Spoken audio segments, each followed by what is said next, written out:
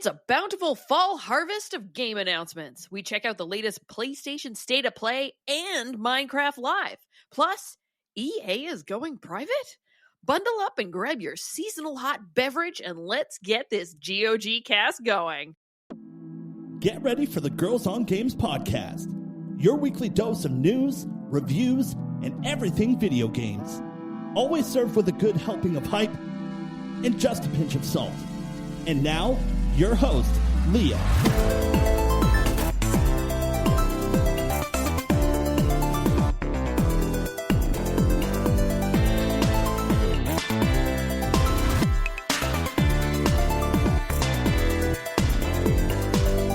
Hello and welcome to another Girls on Games podcast. My name is Leah. I'm the host of this show. This is episode number 511. And joining me around this digital table today includes Catherine. Hi, Kat. Hello. As well as Joelle. Hey, Joelle, that tea looks really nice and cozy.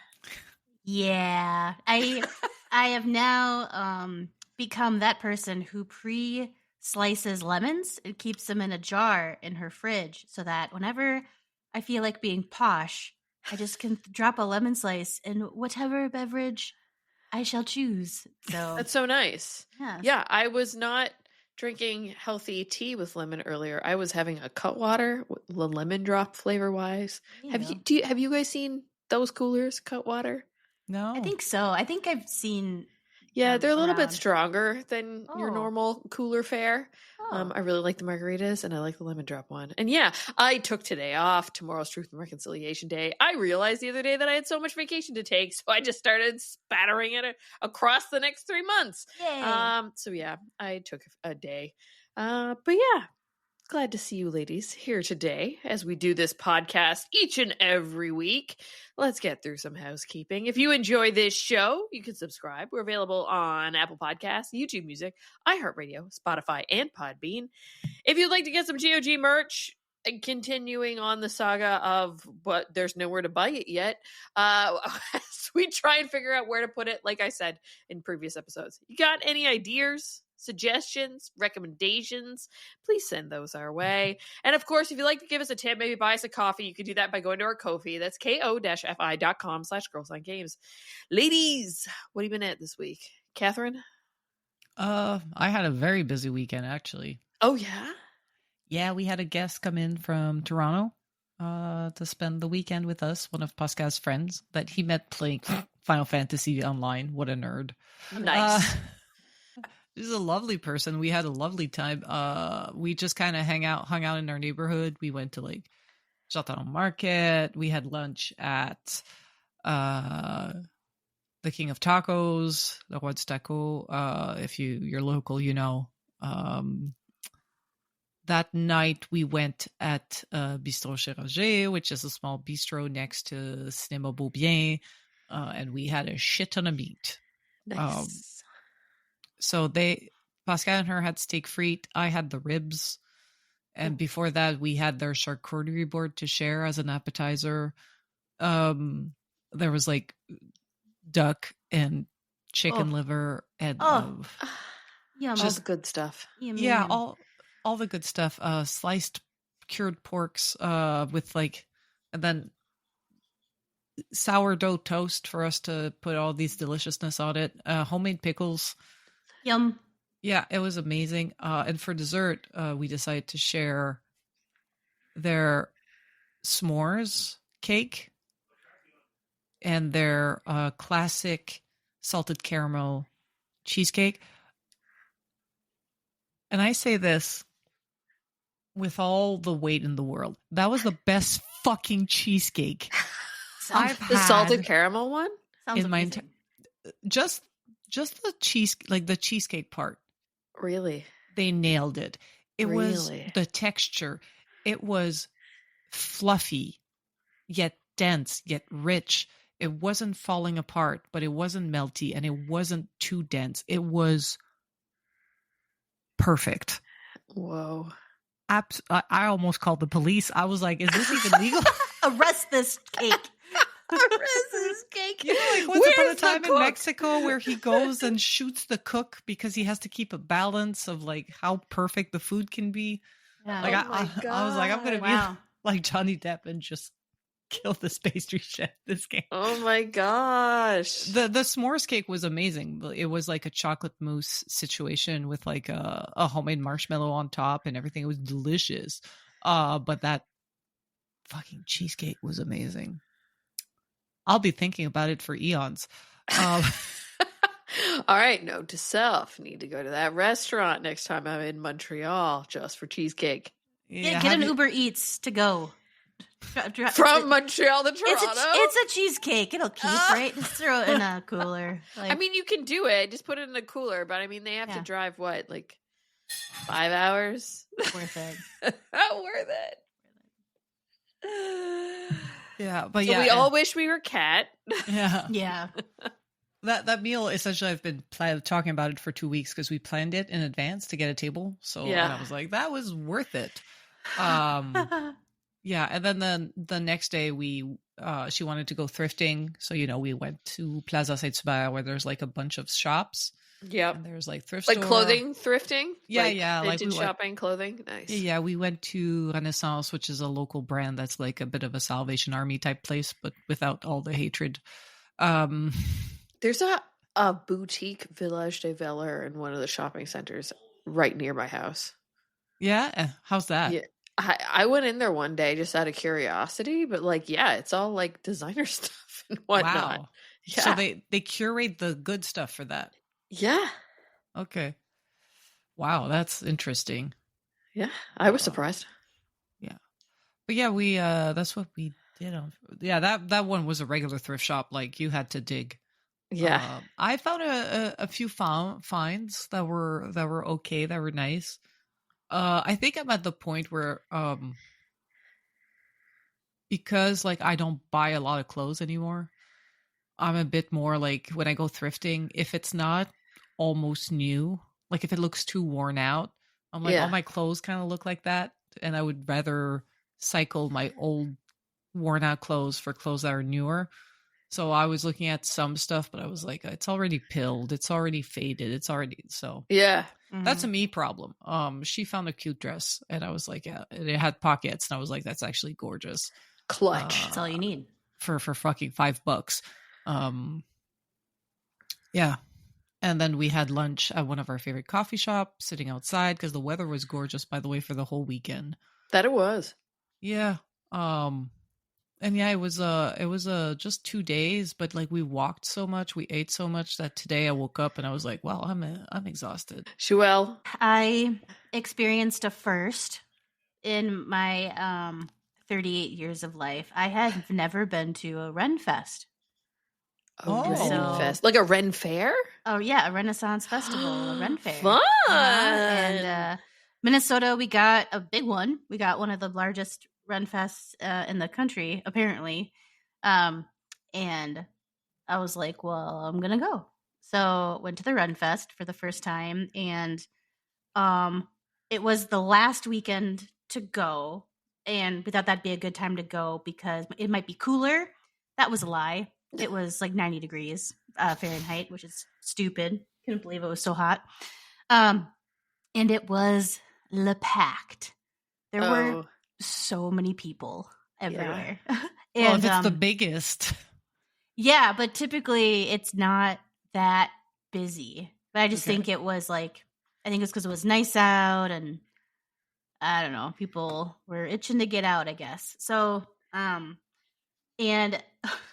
I was so overstimulated because it was just so much was happening. And I was like, oh my gosh, because it's in like a permanent location and they have these sets that are built and it's really big. It's huge. I don't know how many acres it is, but we walked around for like 4.5 miles. It's so big, and the shops are all curated with like really authentic looking booths and like rooftop buildings and little signs and flags everywhere. Like it's a very immersive experience, and nothing's paved, so it's all like dust streets, And, you can pay for people to drive you around in a cart. And there's like these two very beefy gentlemen that will push you and pull you around in this cart. And they yell at people to get out of the way as they like a rickshaw? Yeah, like a rickshaw. And they just run. They just like run through the streets and you have to get out of the way. And there's like random parades. There's a pub crawl that you can pay like a ticket for. And it takes you to all the different types of pubs at the fairgrounds. And a lot of the pubs had live music going on. So really good live music. Some of them were like kind of like covers of rock bands, which was really kind of funny. And then others were really seemingly authentic pub bands. And so like that was pretty cool. And lots of smells. So many different types of smells. Like some were very pleasant and some were very unpleasant, but really a very strong like tobacco musk was down throughout the whole thing. Really? Do you think that's because that people were doing something as part of the fair that would have tobacco involved, or do you think people are just like people there? They're smoking. They're smoking. Okay. They're smoking and like vaping, and they had a few pipe. Pipe tobacco smells good though. So some of it was that. Some of it were other pipes and of the glass nature. And and there was a few hookah. There's a few hookah shops too. Okay. And so many people were dressed up. So a part of it, I was just like, did you get dressed up though? I did get dressed up. Yeah, I did. We just did like a quick it was my first time going, so I just did a quick like Amazon dress with I had some tinsel in my hairs and some like feathers. Nice. And stuff like that. And the people all that I went with were all dressed up. And but there was some really good costume. I was like, this is so it was just so much to look at because like the buildings were all, in authentic. It looked like it was in a video game. Like I thought at some points I was in The Witcher because it was just like it was so crazy. And then they have like a jousting section where you can like see jousting. Nice. And cool. Not BMX jousting, right? Like they would do a Jackass with the real horses. Nice. And then jugglers and like you can throw tomatoes at guys who insult you. So like you can do that. Anger management, what? Yeah, and he was pretty funny. Like he didn't Yeah, he was good at roasting people. Oh, he went in deep. Like I was like, he's like entertaining. And I'm like, wow, like that's a job. It's like, just insult people all day. So yeah, it was a good time, and like I said, lots to look at, really cool stuff. I swear though, we went in lots of knife little booths.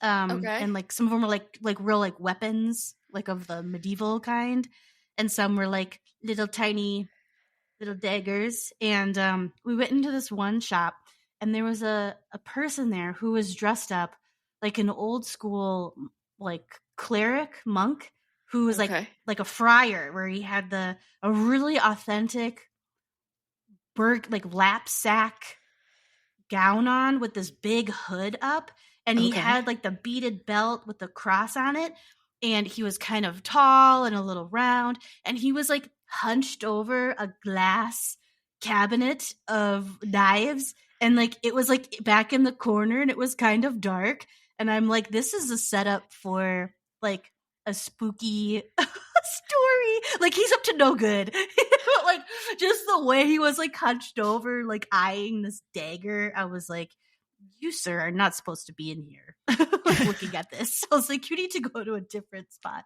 But yeah, it was pretty wild. So I'm glad I went. It'll be good to know for next time, just to be like, okay, now I know what to expect. I just had no idea what to expect because but there was a lot happening. So but it was really fun, and I got discounted tickets like through work, so that was also nice, and the weather was gorgeous, and but it was really busy, so you had to stand in line for everything. I didn't buy anything. it was all really expensive. The stuff there was really expensive. I was like, oof, this is a lot. They had one booth where you could participate in a D&D campaign, and a new campaign started like every hour, and I think you just like played for an hour. So you had to get in line and you could like participate in a campaign. That was kind of funny. So, yeah. Nice. How was the food? Apparently those places have like banging food. I didn't try like too much. Like there was turkey legs, and I was supposed to say big ass turkey legs. Big ass turkey legs. The lines were really long for those. Apparently, the pickle vendor, the giant pickle vendor, is very popular. The pickle priest. Yeah, the pickle guy. There's a guy on TikTok who's the pickle priest. I don't know if it's that the guy, but there's always like no. He must go to a different fair. We don't have a pickle. There is a pickle guy, and he's like he shouts things and pours pickle juice everywhere. But like, yeah. Apparently, it's a thing to have like a guy with a big barrel that sells pickles. Of pickles, yeah. Surprisingly, they had a lot of like Asian food, which I want to try next time. So they had like the typical like pizza and beer and like fair food. Mm-hmm. I was hoping for a little more like authentic food, but then I saw there was a lot of like bao buns and pho and like noodles. Wow. So there was a lot of that, which I was surprised to see. Honestly. Yeah. I was like, I didn't realize this would be so popular, but it was. So I hope next time to do like a little more food. I think I just kind of went, and I was gonna see how long my knee held out, and right. Because I was kind of like, but got some mead. I've never had mead before. I got mead. I don't know if mead's my jam. Like it's very sweet, very sweet. Yeah, was it warm? No, it was cold. It was cold. Okay. Yeah, it's basically alcoholic honey that you drink. Yeah. It is. A lot. Yeah. I was like, the cider that they had was super good. I could have. I could have had like 8 glasses of that. That'd be my jam. But and they also, a lot of the vendors only took cash, which I found a little strange. So considering how expensive shit is. Well, yeah, and then considering you're at the Ren Fair, they don't know what technology is. Yeah, it's called black magic. Look at it. Black magic. Have the voodoo payment. That's right. Yeah, the voodoo payment. Yeah. So it was fun. There's more things I'd want to do like next time. But it was a good like first go, and it was also good. I've always gone to the state fair. I've always been like a diehard Minnesota State Fair person, and I just was like, I cannot do 2 fairs in thine month because it's too expensive. But now I know I probably can. I could probably do both. There's just, like I said, people were so creative, and everyone was so nice of like, your costume looks great, your makeup looks great. People get married there. Really? Yeah. There was a wedding tent. Yeah. I didn't know that. There were bridesmaids, bachelorette parties there. Oh, I'm sure. And that was so fun because the brides would all be dressed up like in white fairies, and they'd have their bridesmaids. And I was like, kind of what a good idea. Like you go and you spend the whole day and you just hang out, like whatever. So, that's fun. Yeah. I like that idea. So that's what I did. Nice. Yeah, this weekend kind of closes out the chaoticness that is September for me. We were at Mike's mom's birthday party on Saturday, so it was nice getting to see all the family and stuff. And then yesterday, today, and tomorrow, chill because I have vacation to use. So here we are. Just been sitting home playing video games. I started watching this K-drama that's on Netflix that like popped up right away. It's like this woman who's a cook who gets like transported by a book back in time to like 500 years before. Yeah. I got hooked into that. Did she fall in love with a prince? Yeah, an emperor or something like that. Yeah, he's amazing. What's the name? The name is Bon Appetit, Your Highness. Oh yeah, I've seen trailers for that. Okay. So I'm watching it dubbed, believe it or not, and I actually kind of like the dub. Oh. I got subtitles going at the same time, so I can definitely tell when they they're not exactly the same. Everybody's ridiculously attractive. Classic K-drama. Oh Perfect. yeah, beautiful. Oh yeah, and she's making all this food, and it's 500 years ago, and she's making sous vide for the king. Yeah, go figure. But yeah, so doing that, and yeah, the rest of the week is planning out to be pretty busy too. I'm going to the Billboard Canada Women's and Music Awards on Wednesday, and then Friday Taylor Swift's album comes out, and then Saturday I'm gonna go see the movie show that she's doing with my cousin. Fun. So yeah, because I'm very curious. I like fandoms. I think that's what it is. I like nerding out about stuff with other people who are hype about it. Uh-huh. I think that's what I like more than, because I've gotten really into watching a lot of WWE recently.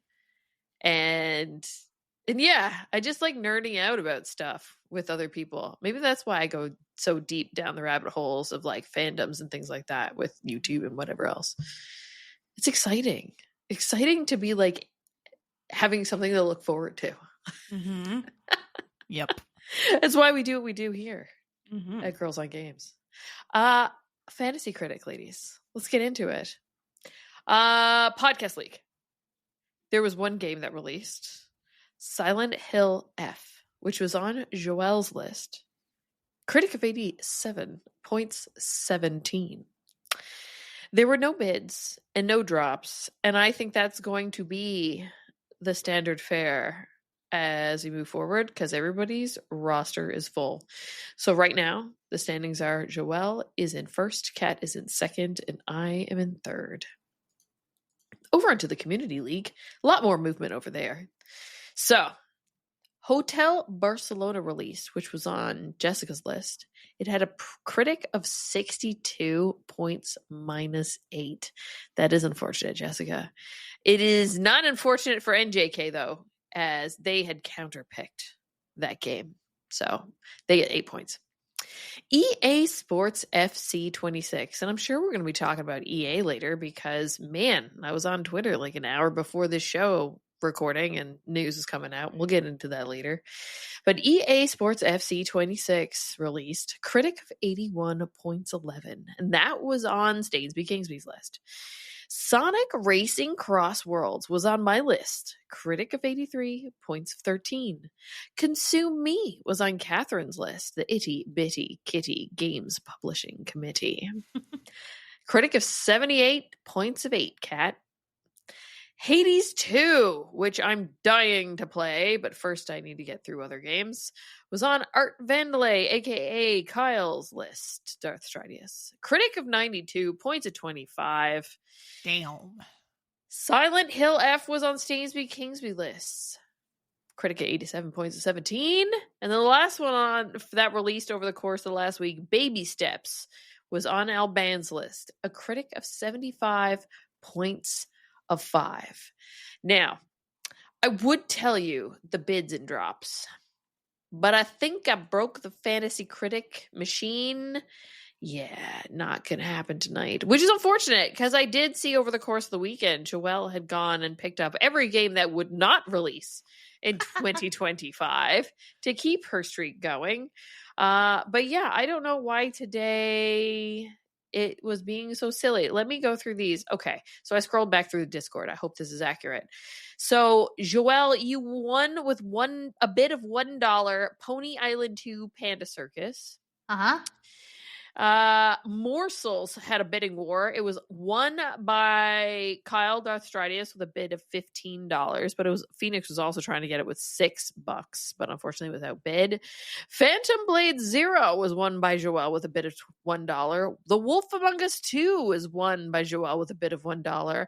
Unannounced Final Fantasy 9 re-something. That's literally what's written in here. Unannounced Amazing. Final Fantasy 9 re-something. Amazing. Won by Joelle with a bid of $1. Kingdom Hearts 4 won by Joelle with a bid of $1. Unannounced The Legend of Zelda Ocarina of Time Remake was won by Joelle with a bid of $1. Unannounced New God of War Greek Project won by Joelle with a bid of $1. Oh no! You did not get it because you ran out of spots, Joelle. I didn't count. I just bid. Okay. I was like, so I'm not gonna. You worry didn't about get it. new God of War Greek Project. You didn't get Splatoon Raiders. You didn't get standalone Venom game from Insomniac, and you didn't get Mario Maker 3, which was unannounced for $1 because you had no spots left. So this is what I'm saying. Like, I knew there was a lot to talk about, and that's exactly it. Joelle attempting to keep the streak going of no games releasing in Full roster, 2025. no releases. Amazing. Love it. Lots of money left. Lots of money left. Yeah. Mhm, Yeah. mhm. If ever something upstates with a date, you can drop it for yeah. and buy another another game game. that will release. I doubt any of. I tried to pick at first the ones that I'm like, this is for sure not coming out. Like unannounced Final Fantasy IX something. I was like, that's not coming out. Doesn't even have a title. And Yeah, then but just like, you've yeah. got Coffee Talk Tokyo and Mouse PI for hire. They could come in any day. Just putting it out there. I guess I feel like we would have heard about it. Not but maybe necessarily. not. It's They 3 seem like ones that months. could drop out of nowhere. Well, They're both smaller indie games. They could come out of nowhere. Look, the other day I didn't realize Slime Rancher was coming out, and it's one I've been following for fucking years. That's true. That's true. But I have others in the hopper, I guess, and I just thought like some of these other ones I just thought were hilarious. Of like, yeah, God of War Greek like saga something. I was like, this is so funny. What a great name. Yeah. So silly. All right, let's talk video games and what everybody's been playing. Catherine, palate cleanser after Consume Me last week? Pun intended. No, I went back to Final Fantasy 16 and I was like, you know what? And then I looked at the date for Ghosts of Yote and I think I'm not going to finish Final Fantasy 16, people. I think I'm going to drop it like a hot potato. I think that's what's going to happen. Well, on the upside, I didn't pay for Final Fantasy 16. The person I bought the PlayStation 5 from lent me the disc, so I might go back to it. But it's going to sound like I'm going to YouTube the end of this thing because it's been a while. It's a long game. I've only been playing an hour or two here or there, so it's a slow go. And I've been struggling with the combat. And I'm like, this is, what if the dev of Final Fantasy in general played a shit ton of like Dark Souls and Monster Hunter World? What kind of game would they make? Final Fantasy 16. And I'm starting to realize like I'm not that type of gamer because I've been optimizing my build and every fight is so long. It's like I'm just chipping away at the health. It's just so long, and it's even if I'm like, like I'm cycling through my special abilities to make more damage and stuff like that. And it's just like, here's a boss fight. I'm like, oh, good. I'm going to be here for like 5 to 10 whole minutes. And I am not that bitch. So I am telling you, this is probably 5 to 10 minutes doesn't seem that long, Kat. It must have been longer than that. Possibly, because I feel like I'm not doing a lot of progress for like every hour or 2 hour long session. I feel really all I've done. Yeah, I don't feel like I'm going through the story all that fast. I'm also like struggling, so I'm not like one-shotting these bosses. I often have to like do it once or twice, thrice. At least these fights have like checkpoints. So if you die at a certain checkpoint, you don't restart with the boss being full, right? Thank God. You're half or third health or whatever, but that's good. It's just it's just every fight feels just like a chore. You don't have to put yourself through that. Sometimes it is fine to say, thank you very much, game. I've had enough. I'm going to play something that I actually want to play. Yeah, goodbye.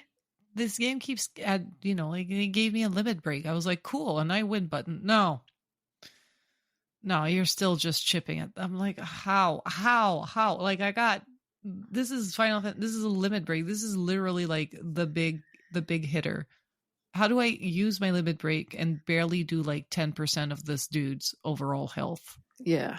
Like a limit break should like, I don't know. Take a good chunk. Yeah. 10% is not a good chunk.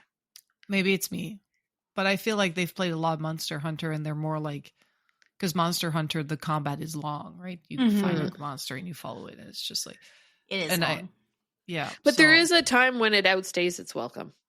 Do you know what I mean? That's what I feel like you're fighting. There's a balance. Yeah. When you're fighting a lot of like smaller mobs, there's a lot of people, and sometimes there's a lot of people and one dude that's going to be like a long combat and you got to manage it. And like it's fun. Like I show up and I use like, I'll blow like 1 or 2 special ability, and like most people are still standing and some of them are only half health. I'm like, I feel like I should have like mowed through you motherfuckers. Like, it's just, and then, or you go through the crowd and you're like, oh yeah, that went well. And they're like, more enemies approaching. I'm like, every combat does not need to be that long. Final Fantasy 16. Like maybe it's just me also because like I know another game's coming. So my patience is just running dry. But yeah, I am telling you, I am dropping that game like a hot potato, and I will be Googling the ending, I think. When is Ghost of Tsushima out? Because I feel like have there been like reviews or previews or something? October 2nd. Second? Second It's for Thursday. Yeah. Thursday. Damn. Okay. Yeah. Why do I have 4th in my mind? Probably because 4th is... That's Saturday. That's when I'm going to have to... Yeah, I'm going to turn on the PlayStation, pre-order it, and pre-download it. Nice. And that's what I'm doing Friday night. Nice. Yeah, that was me this weekend with Slime Rancher. That will be me. I literally took a day off for Pokemon ZA. So I hope it's decent. Who am I kidding? I'm going to enjoy it no matter what. I loved Legends Arceus. So this, I kind of feel like it's a similar thing. It's just going to be weird because it's like you're in a city. There's been lots of previews of that game coming out and I don't know what to expect. Joelle, I like your comment in the document that you threw your controller against the wall and said, Silk Song, that is enough. Valiant effort, Joelle. Valiant effort. I tried.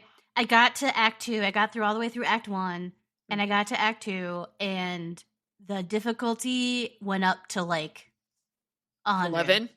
And I was like, what? Like, oh my gosh. I was like, I have no more patience for this game.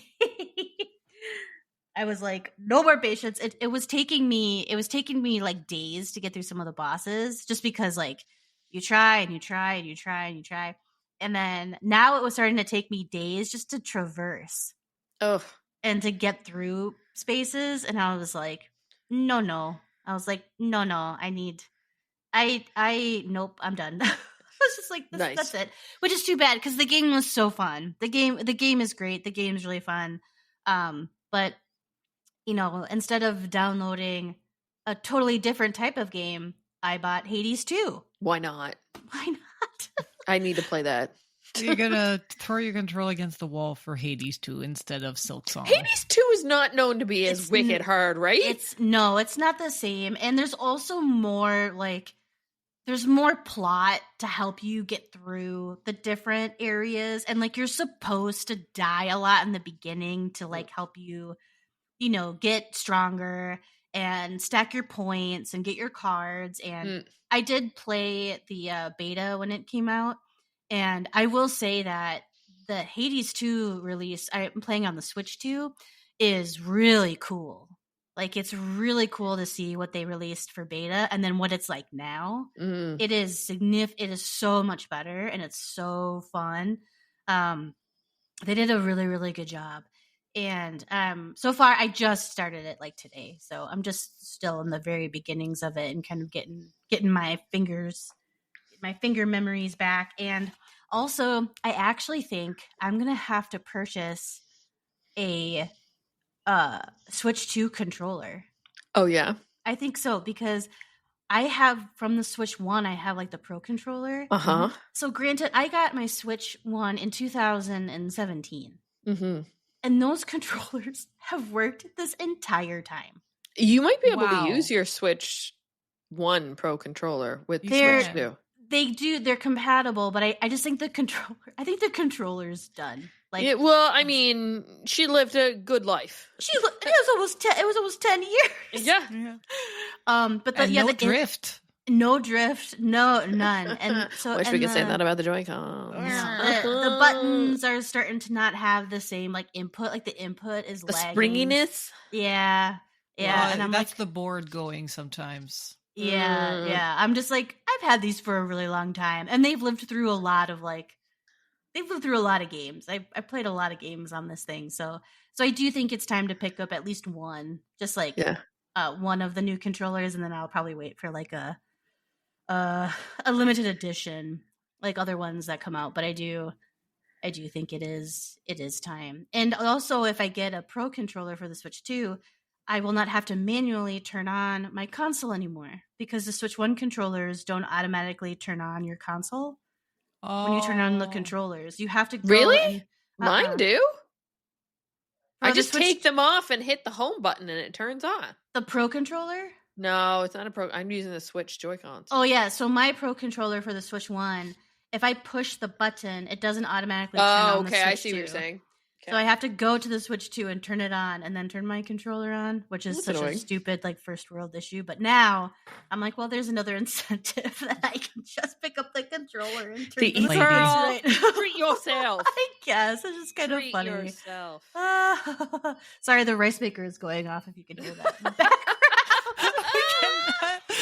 A little appliance song there. Yeah, those appliance songs. So, anyways, that's what I've been playing. I just started, so I feel like I could do a better review of it cool. Next time. But I'm definitely gonna start playing Ghost of Tsushima ASAP. So. Nice.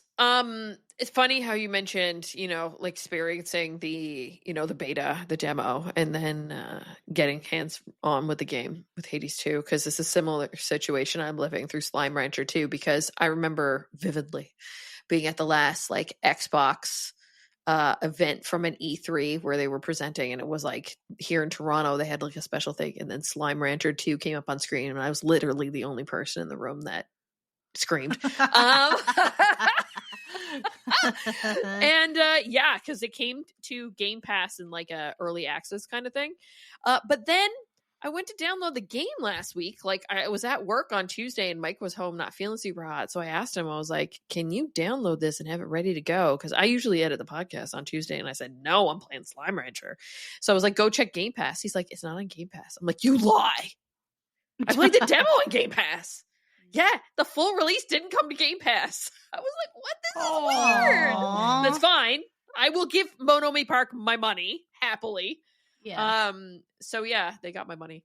And I have been playing it nonstop. It is like a lot feels like deja vu, because I played the shit out of the original Slime Rancher, and then I played a fair chunk of the demo or whatever, or beta, early access, and I've definitely gone past the part that I was in there, and now I'm starting into uncharted territories with new slimes and plorts and things to craft and whatever else. It's freaking beautiful, this game. You know when you can just stare at water because it has beautiful rainbows refracting in it, and you can just look at it for hours on end? That's this game. It's just so goddamn pretty. That's what I liked about the last one, and they just upped the ante in this one. The only thing is, and now, mind you, I feel, and this may be a repercussion of playing through the early access, beta, whatever you want to call it. I feel like I'm not seeing anything new. And I don't know if that's because I just played so much Slime Rancher before, or I played the beta, alpha, whatever you want to call it, early access. I don't know. I'm just waiting for that new thing to happen to surprise me a little bit, and I haven't gotten there yet. So I'm curious to see. But I mean, outside, like, it's exactly what I want. It's just more Slime Rancher, right? It's just running around, sucking up slimes, getting things, farming, crafting, whatever. Like, it's exactly what I want in a game. I'm just waiting for that wow moment, and I haven't come across it yet. But, that might not be part of this game either. Right? Yeah. Now, I have come across a few new slimes and things like that weren't there in the other game, and but it feels like more of the same recipe, which is good because I like it, but I'm like I said, I'm just not wowed yet. So waiting to see. But I love it. It's fun. Exactly what I want in a Slime Rancher game. So that's super awesome. But tomorrow I might not be playing Slime Rancher because I found out on Saturday with watching the Minecraft live that the drop's coming tomorrow. So I might have to start a new world in Minecraft with vibrant visuals. So I'm pretty excited about that. We'll get into that more later, though, when we talk about news of the week. I think it's time. This is a video game podcast. So let's do a podcast game about video games. Joelle, is it your game this week? It is my game. What are we playing? And I invite you to get ready for the Publisher Trivia Gauntlet. Dun, dun, dun. So this is going to be a trivia with a multiple choice questions. Okay. The questions are going to be all about publisher and studios. Okay. And I'm going to test your knowledge. All right, Kat, you ready? Put that thinking hat on. I think we might be learning a lot in this. Learning how much Kat and I don't know. Exactly. Well, I will say I went through I found like a quiz thing. Yeah. And it said it was a publisher quiz, and I think I got out of 12. I'm not going to do all 12, but out of the 12 questions, I got like 4 right. Oh my God, Kat, this doesn't bode well for us. I was like, oh no! But I was just curious. Wear the hat of shame. No, we've been doing this for 500 plus episodes, and now we don't know the answers to some of these. I gotta, we gotta have some stumpers every once in a while. All right. So the first question is: name the French studio behind A Plague Tale games. So like A Plague Tale Innocence. You get 4. Kat and I both roll our eyes. You're the 4. You get 4 choices. I tell you some answers. Okay, Thank you. You get 25% chance. You. Okay.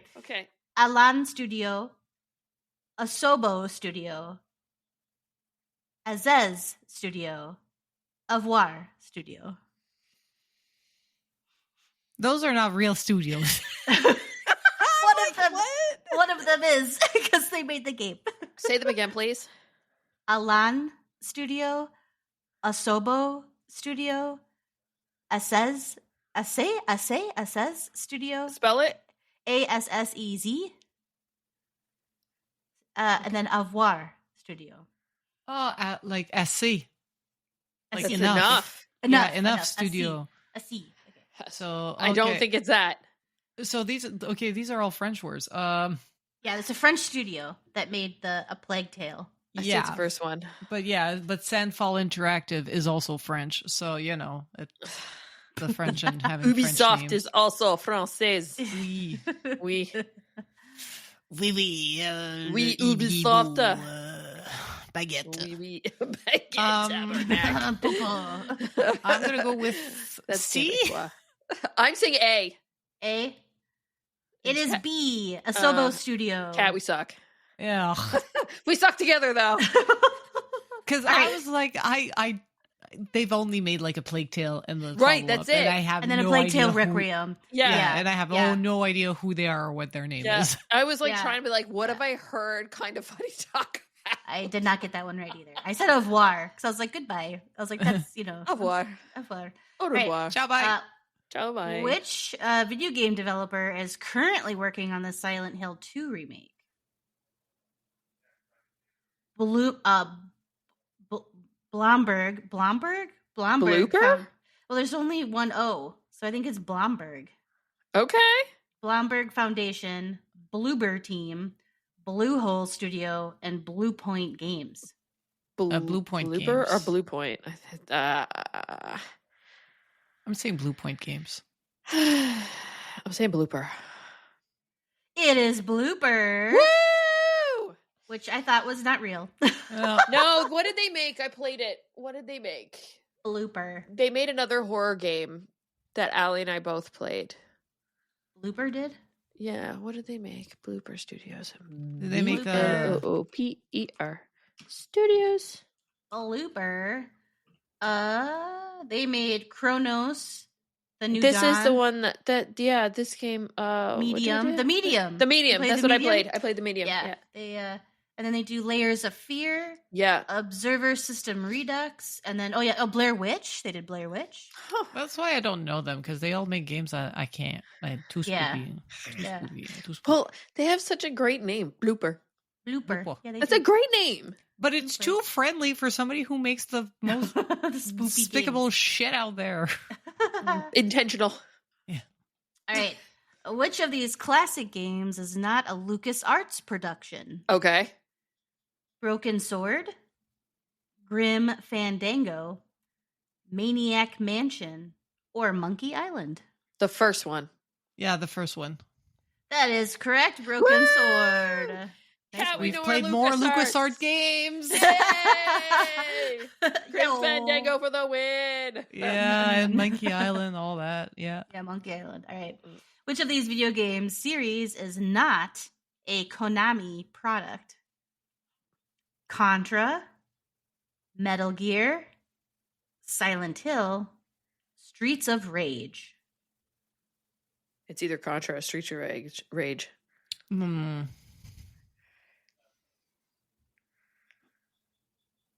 No, Contra is Konami. I'm pretty sure of it. I think you're right. I think it's Streets of Rage. Yeah, Streets of Rage. I also chose Streets of Rage, and we were all wrong. God damn it. What is It it, is Contra? Silent Hill. No. Is that a Konami? Silent Hill is whom then? Is not a Konami product. Silent Hill is not a Konami product. I thought- Contra is a Konami product. Metal Yeah. Gear is a Konami product, and Yeah. Streets of Rage is a Konami product. Who makes Silent Hill then? Konami makes Silent Hill. They do? Yeah. Yeah. No. Silent Hill is a Japanese horror media franchise centered on a series of survival horror games created by Kenjiro Tomoyo and published by Konami. Oh.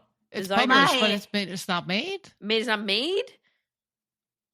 It was this product. So I would think publishers would also be, I would think that would include product.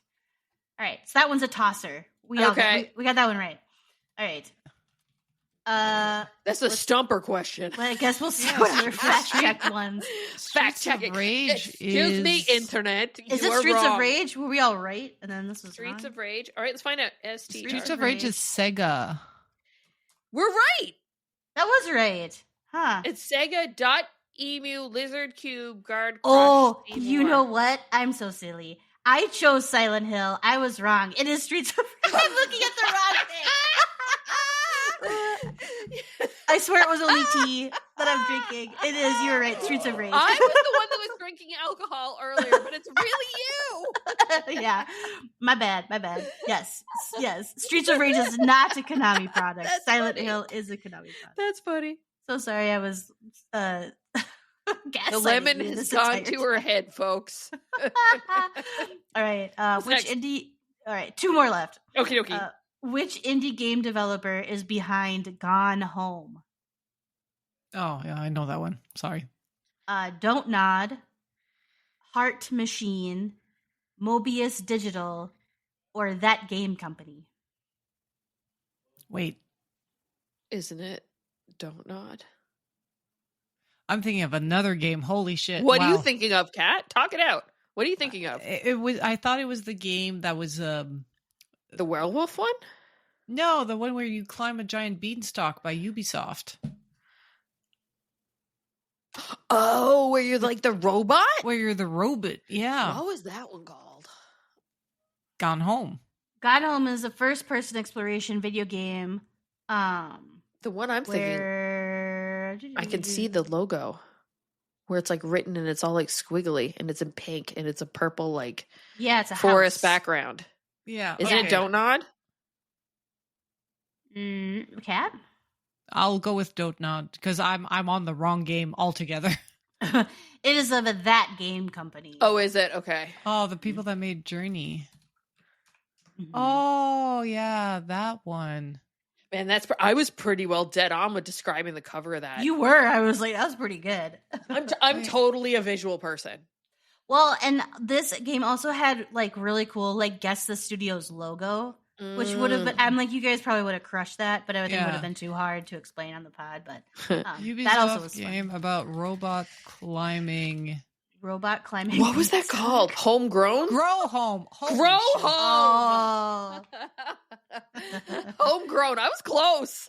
Yeah. It's grow home and grow up. Oh my God. I need more sleep. I've been telling the girls before we started recording how fucking absolutely destroyed I was. Well, you did pretty good. Doing pretty good. All right.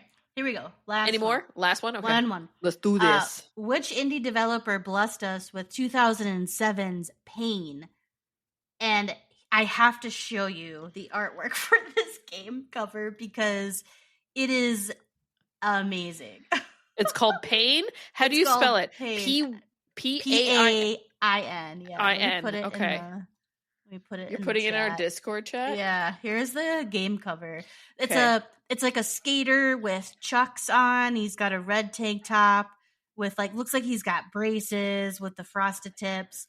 And then below is like a spray painted of the word pain with Band-Aids as the A and a bomb as the dot and the I. That is so... It's very early 90s shovelware. That came in a box of cereal. It looks like he has like a Bazinga t-shirt on, but the lightning bolt is sad. Yeah. Doesn't it look like it's the Flash? Yeah. It does. Yeah. All right, so the indie developer choices are Blendo Games, Deck 9 Games, Extremely OK Games, and Subset Games. I'm gonna say the first one because it matches the artwork. What was the second one? Blendo, Deck 9. I'm gonna say Deck 9. Extremely OK Games and Subset Games. If this is like a skateboarder thing, I'm like Deck 9 Games sounds like a good developer name. And Leah, I think Leah wins this. It's Deck 9 Games. Wow. What? Yeah. Okay. I don't have to give in my video gamer card anymore. No, you did really good. I did terrible at this game. Same. Yeah. Same. I just listen to too many podcasts and watch too many YouTube videos of people yelling. It's like old men yelling at cloud, but video game style. It brings me joy. Pain is an action video game developed by Idle Minds and published by Sony. When did it come out? It came out in 2007. Really? Yeah. With that artwork? Yep. Mm-hmm. That is, folks. This looks like it's from the 90s. The 90s. 2001 at the latest. Yeah. So is a action video game. It looks like through the you have to catapult your character into levels. So he's a human catapult. It was for the PS3. So the bomb is because he's like you're shooting him out of a cannon. Yeah, like a cannon. Oh, no wonder. Yeah. He's like it's like what was it, Dave? What was it? The stunt man? Oh, Super Dave. Yeah, Super Dave. Yeah. Yeah, it causes much chaos in a short amount of time by launching an array of human cannon fodder from a giant slingshot. Okay. What was its reviews on Metacritic? On Metacritic, it might just be in the Wikipedia article if you can find it.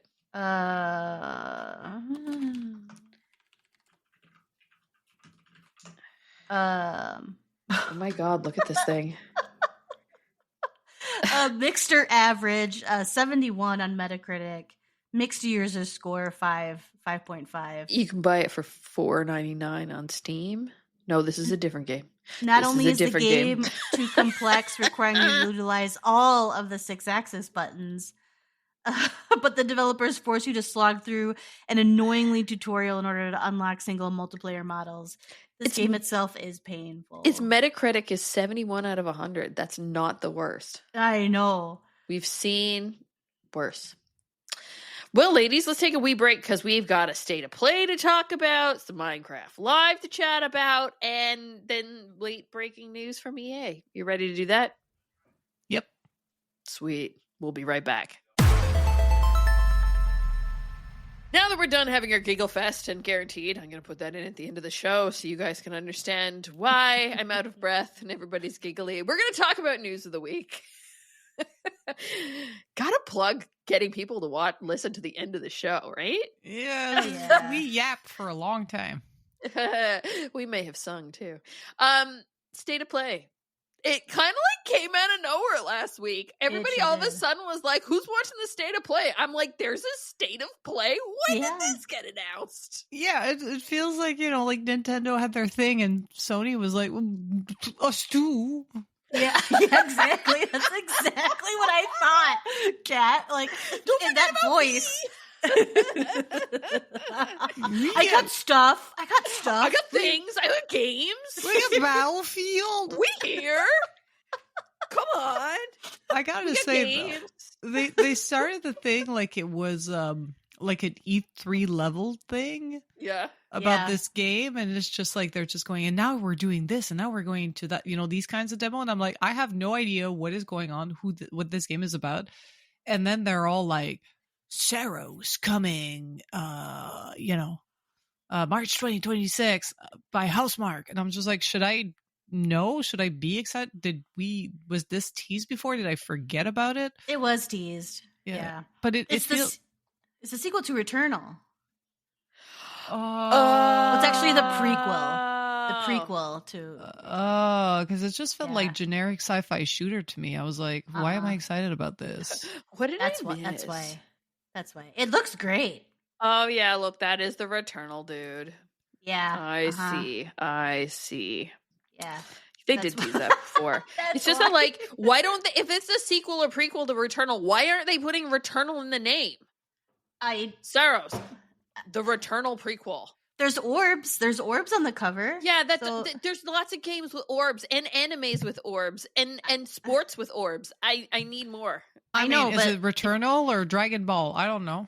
I mean, if you played Returnal, you can never get the orbs out of your head, and now there's a multi-ligamented godlike figure in the back holding tons of orbs. It's pretty looking. Was Returnal the one that was like mildly like lukewarm reviewed? Oh no, it was highly reviewed. Highly reviewed. Okay, so it was a great game. No, okay. Hell shooter. Yeah.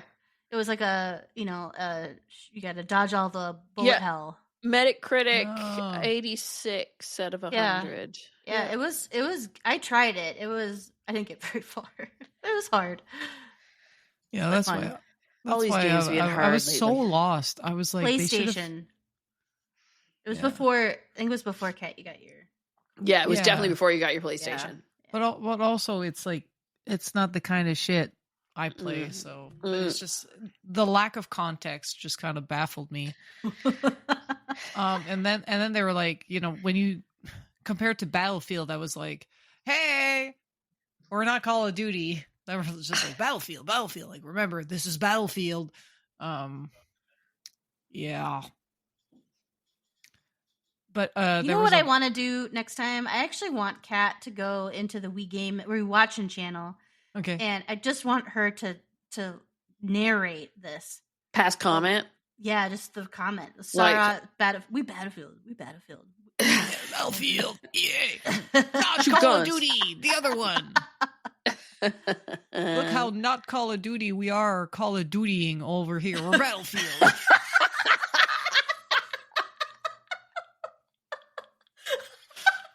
Wait, hold on. It's Battlefield, not Battlefront, right? It's Battlefield. Mixed up. Battlefront was the Star Wars one. Yes. Battlefield is the Call of Duty clone. And it's not Call of Duty. It's not Call. But sometimes Battlefield is not a Call of Duty clone. Sometimes it's just cops with guns being very violent. Pew, pew. Yeah. What else?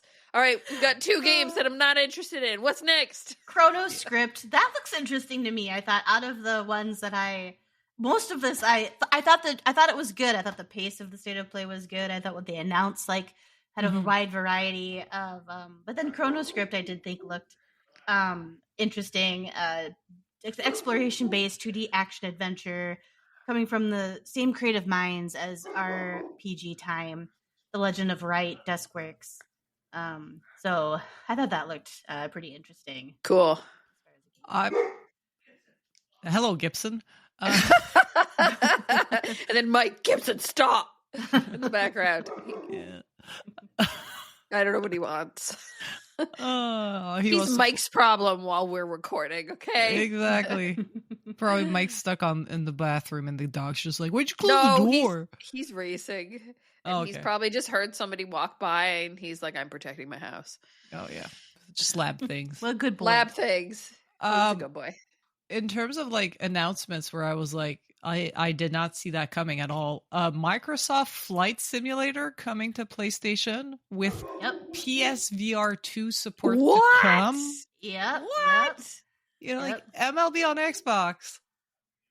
Microsoft Flight Simulator on PlayStation. We live It's in interesting happening times. in 2026. We really do. Get your body ready.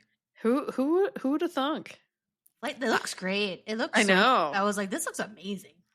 Yeah, and they do a VR version, and you know, if you're gonna have VR on the console, PlayStation is pretty much the only one that does it. Mm-hmm.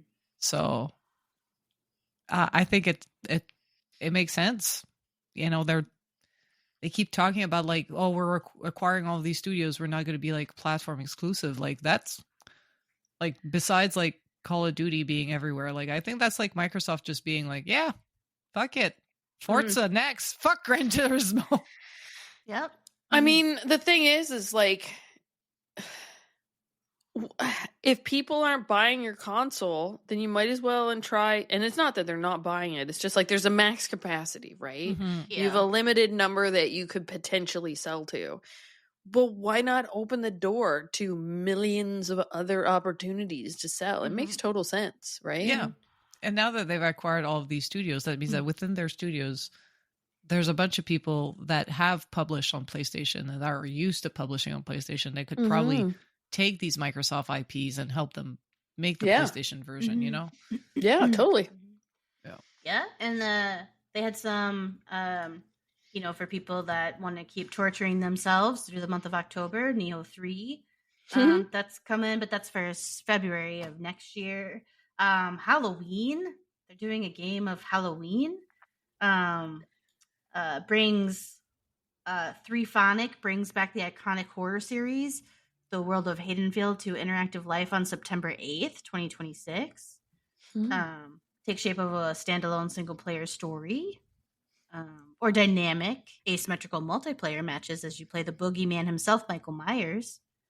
Okay, so Dead by Daylight, but just the one killer. Killer. Didn't they do something with Michael Myers at one point? They've done every. It's been a lot. Yeah, if it's a horror franchise, Dead by Daylight has paid to have that. Yeah, it's a Dead by Daylight. Yeah, I thought it was an interesting time to release it. Like, you can't even play it for this year. You have to wait till next year. Yeah, it's like, oh. That's anticlimactic.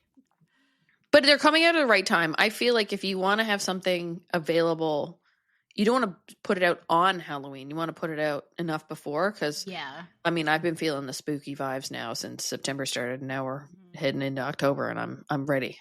How is October this week, by the way? I don't know. I don't know how I got through September. I had so many things happening in September, and then all of a sudden it's done, and I'm like, how was it done already? I was getting meeting invites for like, you know, like October 1st, October 2nd. I'm like, that's for next week. And, you know, my boss was like, what do you mean? I booked you for Wednesday. I was like, yeah. I've been doing Christmas stuff since June too. So I'm like, it's awful. Yeah. That always gets me when it's summertime. They're like, let's talk holiday programming. Yeah. We wrapped Halloween like over the summer. It's crazy. That's what happens. You got to work in advance. Ladies, what I really want to talk about is Wolverine, though. Oh, yeah. You don't want to talk about the wireless speakers? You don't want to talk about the useless hardware that PlayStation keeps putting out? I thought those looked interesting. I mean, yeah, they look interesting if you need a pair of speakers. I don't need a pair of speakers. You know where I could see this useful would be for Mike in his game setup. But the thing is he always wears his headphones, so there's no need. I thought they were interesting. I thought it was an interest. I thought as far as hardware goes, like, I don't care about the God of War controller. Like, yeah, I thought this was actually pretty interesting. So I'll stand on my own little rock out here and be like, I mean, speakers. the consoles tend to be closed loop, so if you want wireless speakers, you probably have to buy the PlayStation branded ones.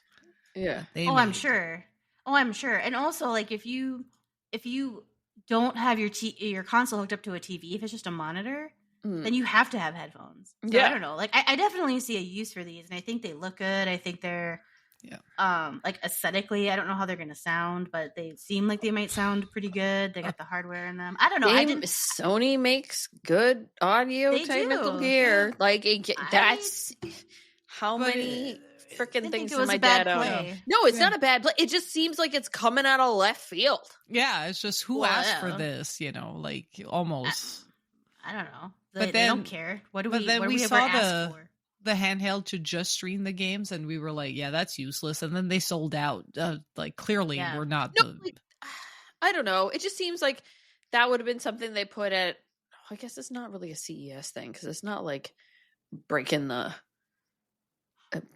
Like the craziest new speakers ever. Do you know what I mean? Maybe it's not really CES material. I guess you're super serving it, sending it to PlayStation gamers who want their entire setup to be just the PlayStation stuff. Well, it's like my friend from whom I bought the PlayStation 5. He upgraded to the Pro because he just has a PlayStation. He doesn't have a fancy computer. He has a Nintendo Switch because he has a kid. But all he has is the PlayStation hooked up to a TV and a sound system. So when they're like, oh, like upgrade or better controllers, he tends to get them because that's all he uses. I don't think these are geared towards us who are abusing the platforms because who needs to have all the consoles? I think we're the outliers here. All the consoles. And I've been a pair of cakewalk speakers for freaking 20 years almost. Yeah. But yeah, Marvel Wolverine. Screw speakers. Wolverine. Like, is next year going to be the craziest year? Because now we got GTA and Wolverine coming out in the same year? Yeah. And it looks good. Insomniac makes good superhero games. They sure do. Yeah, this is exciting. And also the level of like blood gore. Yeah, I was not expecting Insomniac. I know to embrace the violence. Yeah, this ain't no Spider-Man game. No. Like you're gonna feel it like you did back in the day with this is gonna Mortal be Kombat. Mature. Yeah, it does. It definitely has the Mortal Kombat vibe to it. But I mean, like, how can you like? The man has metal that projects out of his fists and he stabs people with it. Of course it's going to be bloody. We all saw Deadpool and Wolverine. I have to enter my birth date just to watch the trailer. I know. I did that too because I was trying to scroll through and see some of the highlights. But like, oh God, does it ever look nice? And I love the fact that he's got like the yellow outfit on. Mm-hmm. Yeah. And I love that there's a spot where he's like in Canada and he's wearing like his checkered shirt. Like lumberjack. Alberta core. There we go. Yeah, bud. Yeah. This is gonna be so much fun. Yeah, it's gonna be really good. I'm glad that it seems like they're really taking their time with this one. So I really hope that it comes out to the level of like Spider-Man, Venom, like level kind of gameplay and mechanics. And a part of me wants to know like how many suits they're gonna have, and 'cause it seems like they're really coming from the source material and they're looking at who Logan is as a character, and it just looks so cool. It looks so good. I hope they do like Spider-Man where you can just find like random suits and then you're like Wolverine from that one comic book that all the nerds try to collect. Like I want to. They showed like the classic one from the from the 90s, I guess. But I'm sure we'll get like more suits in there, like they did for Spider-Man. Because one of my favorite thing about Spider-Man was just finding a new suit and just changing it. Yeah, that is so fun. Well, I guess that kind of wraps up State of Play. There's a bunch of other things that were announced too. Remasters for Deus Ex, Dynasty Warriors 3, things like that. So yeah. Oh yeah, and the Zero Parodies. Zero Parodies? The Zasm Zero game? Parades? Parades? Am I Parades. reading that wrong? It's Am Zero I failing Parades. at reading? I'm failing at reading. Okay. The Zasm game Yeah. that we talked about Yeah. with that documentary not too long ago. That's Yeah. great. That's gonna be interesting. Yeah. So that was Thursday, right? Yeah. It was Yeah. Thursday. Yep. And then Saturday was the annual Minecraft Live, which I watched on my phone while driving to Peterborough, which is fun. So yeah, like I had mentioned before, the drop that they've been working on for quite a while now, because now they don't do these big, big title updates. They actually do these like smaller drops where they're like themed packages of content. And there's the Copper one that's the Copper Age, which is coming tomorrow. Going to be available to download, and also supposed to have the new vibrant visuals in it, which I'm really excited to play with that. The cool thing about this is you can automate. You can create these little copper golems and automate them to sort your inventory in all your chests and stuff, which is like, for someone who loves to hoard everything in every game, this is going to be really good for me.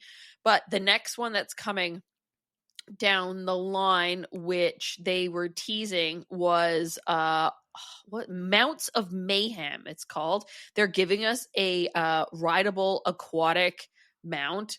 It's called a Nautilus, and you're gonna be able to sit on the back of it once you put a saddle on it and go underwater. They're also giving spears, so you can do jousting with the spear.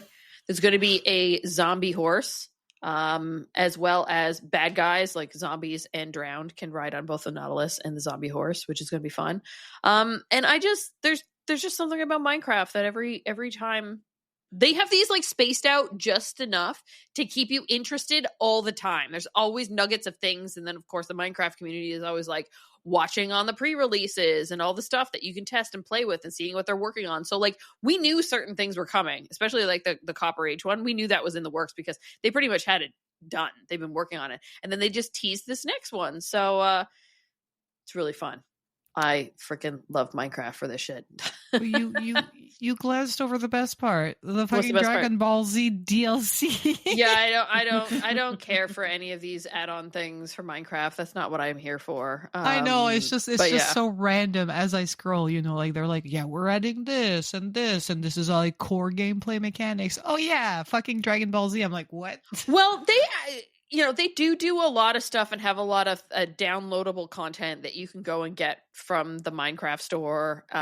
Be it you just want to have like a different outfit for your character to wear, or these kind of like like they're like games or story modes or whatever with like other known properties. Like I've seen them do it with Sonic, and I've seen them do it with Mario, and I've seen them done a whole bunch of them. And like, there's definitely an audience for it. That's just not my bread and butter.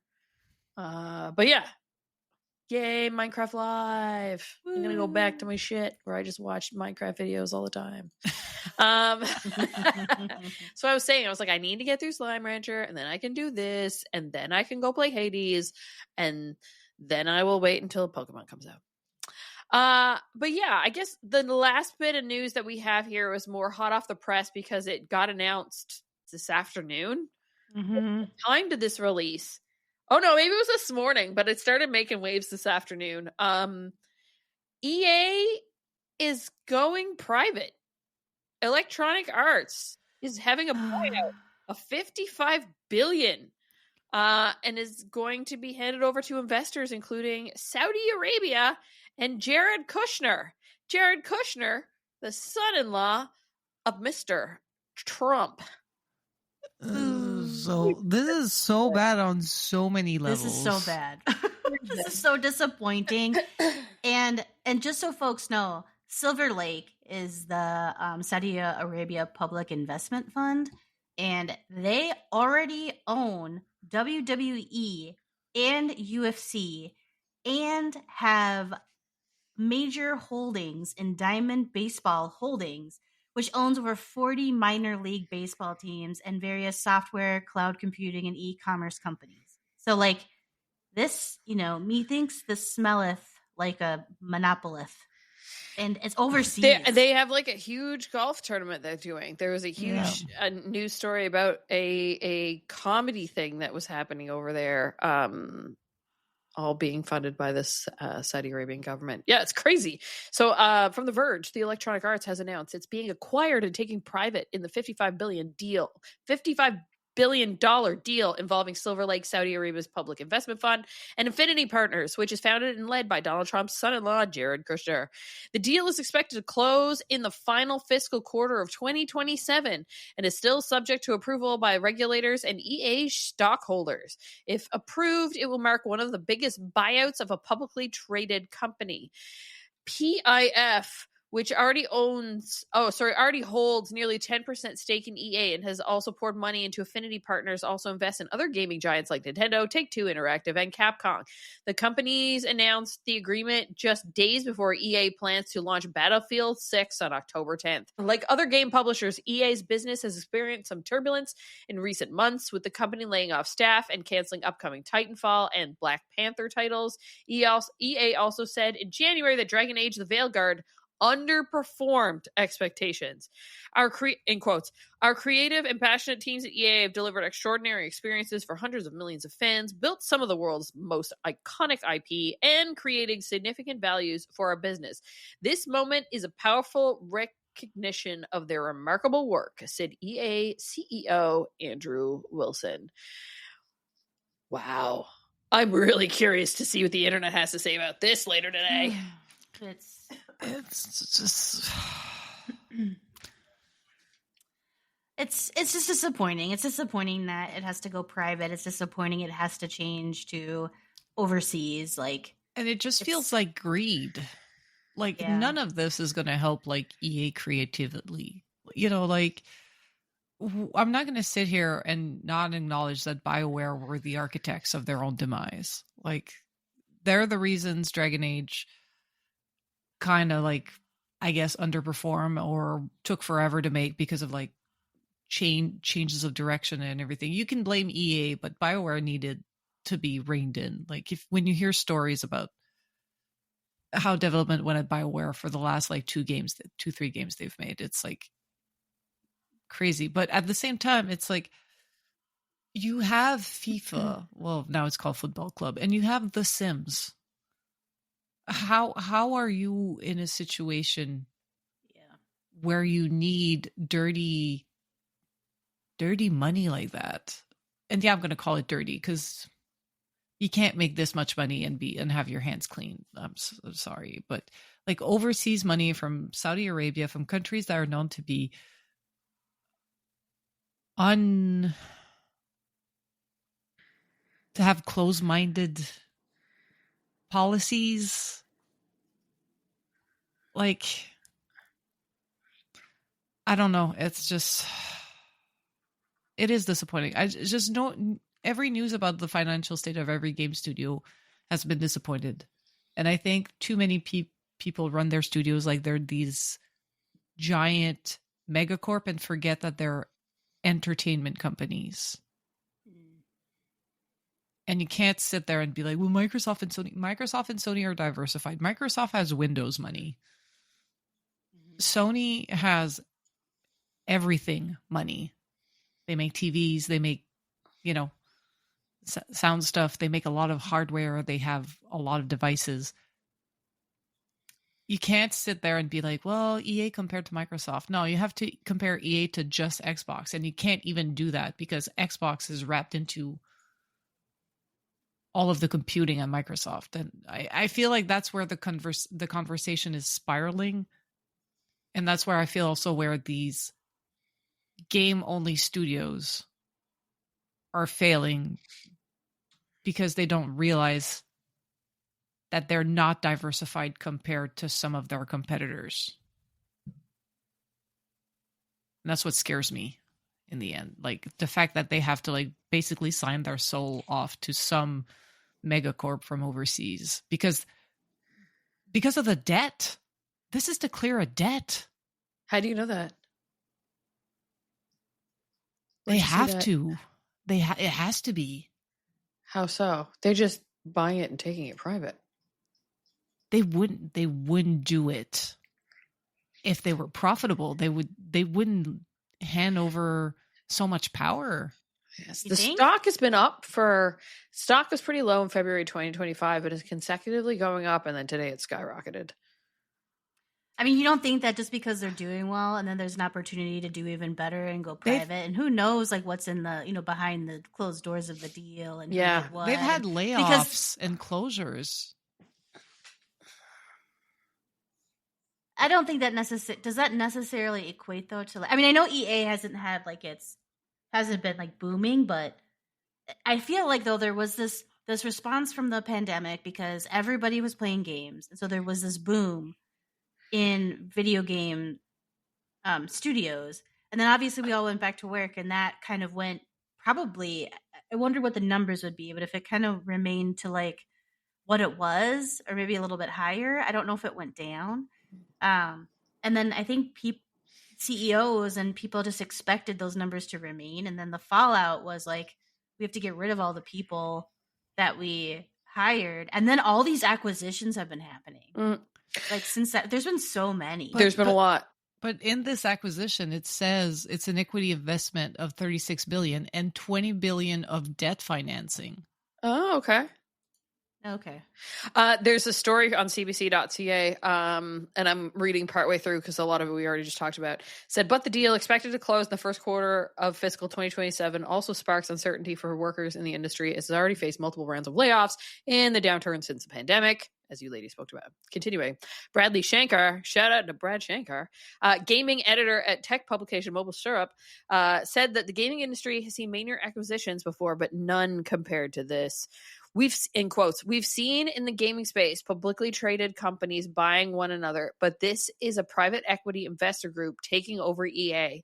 So that is something we haven't seen, and certainly not to this scale before, he said.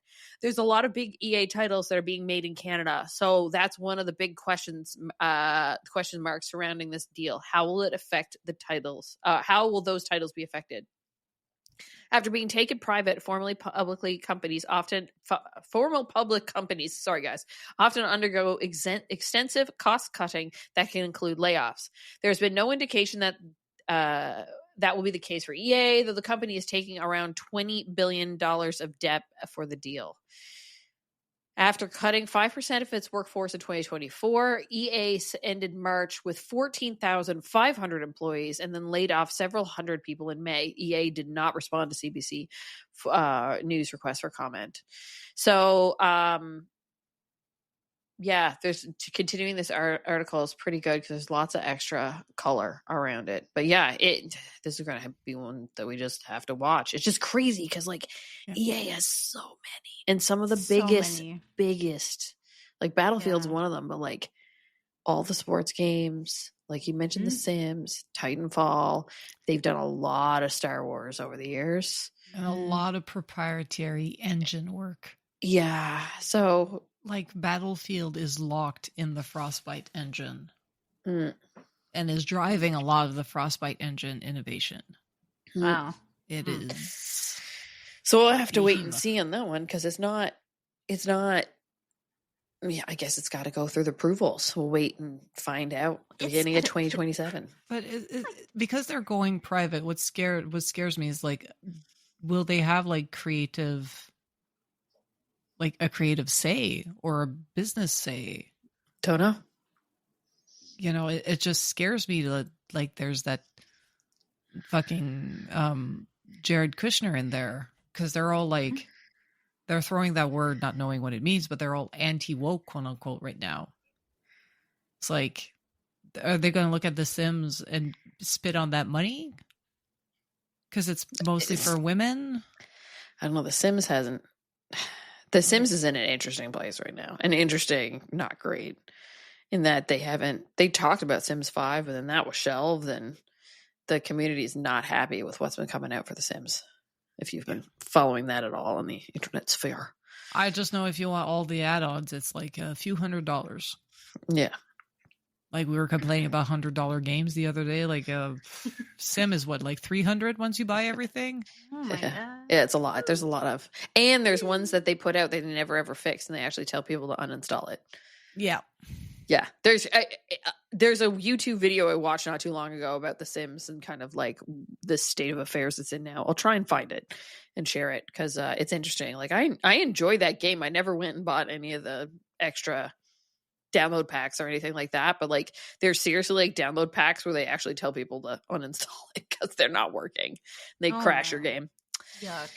Yeah, well, I feel like there's like every time I turn around, there's another corporation that entertainment business that Saudi Arabia is somehow messed up in. Yeah. It is. It's getting scary. I'll be honest. Like, if it's just to throw money at something and then hope to like just collect the money, okay. If you're gonna be like, whoa, look at Dragon Age, you can be non-binary and one of the characters is trans, and oh no, look at Mass Effect, you can fuck aliens. No, absolutely not. We don't want this. Like, then it's gonna get problematic really fast. Yeah, we'll have to wait and see. And with that closes out this episode of the Girls on Games podcast. As always, check out the show notes on girlsongames.ca for links to all the stories mentioned in this episode. Yeah, State of Play, Minecraft Live, EA News. It's all in there. If you have the power to rate and review this podcast where you're listening to it, that'd be much appreciated. Why? It helps with discovery, pushes us up in the rankings, and any comments you leave help us build our show. I'd like to thank the girls for being on the podcast with me this week to chat through all the video game news and shenanigans. Catherine, where can people find you online? I am CSDSBINS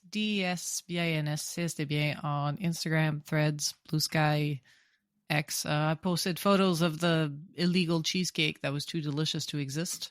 I haven't posted it in Discord, actually. I've been so busy, but I will. But you can always find me in the Girls on Games Discord. We can chat Sky cards and food. Yay! Joelle, where can people find you? People can find me on Instagram at JoelleLauren87, on Blue Sky at Joelle Lauren, but always hanging out in the Girls on Games Discord to come and say hi. And I am Leah. You are on most social media platforms, but of course you want to know everything there's to know about Girls on Games. You can track us down at The Girls on Games on X and Facebook, just Girls on Games on Instagram, Threads, Blue Sky, and TikTok, discord.me/Girls on Games to continue this conversation and more. But of course, if you ever want to know anything at all, you can track it down at our home base. That's our website, girlsongames.ca. Thank you, Kat. Thank you, Joelle. It's been another lovely week in video games, and I'm off to ranch more slimes. Bye! Bye!